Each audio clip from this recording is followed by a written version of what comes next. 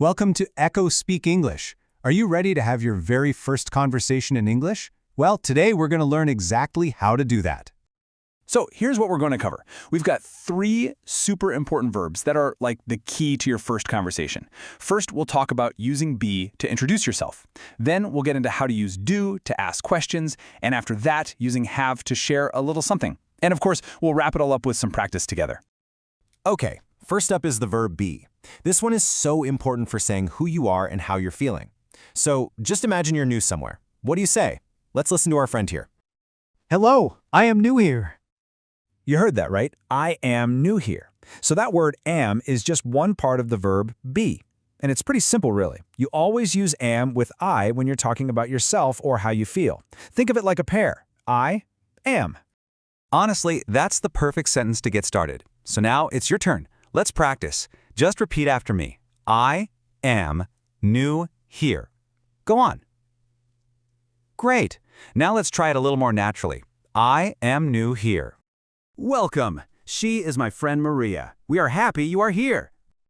Okay, so let's quickly review that. Remember, you always use am with I. For example, I am a teacher. Right. And for another person, like he or she, you're going to use is. Like, she is happy. Exactly. And for you, we, or a whole group of people, they, you'll use are. So you can say, they are friends. Easy, right? Excellent. See, you've already introduced yourself. Now let's learn how to ask a question. This is where the verb do comes in. Do you like coffee?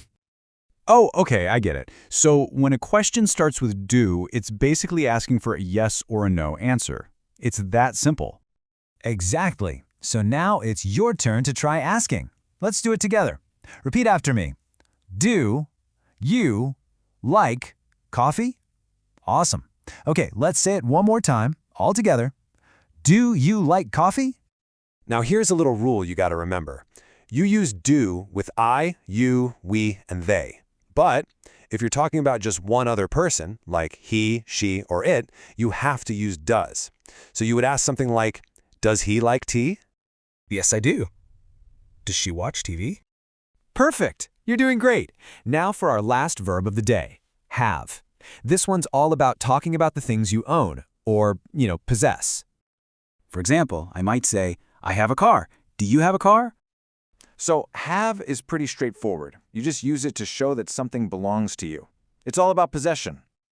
All right, let's give that a try. Repeat after me. I have a car. Nice job. Okay, one more time, naturally. I have a car. And just like with do, there's a little change for a single person. You would say, I have a car. But for he or she, it changes to has. For instance, she has a brother.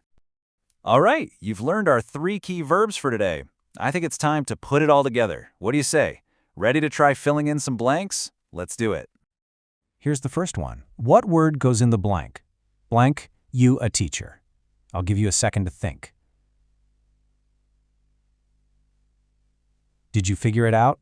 The answer is are. Are you a teacher? Okay, on to the next one. He not like tea. What do you think fits in there? Take a moment. The word you're looking for is does. He does not like tea. And here's our final one. We 2 dogs. What's the missing verb here? It's. And look at that. You've learned how to use be, do, and have. I mean, with just these 3 verbs, you can introduce yourself, ask some questions, and share a little bit about you. You did an awesome job today. Now there's only one thing left to do, and that's practice. So here's a question for you.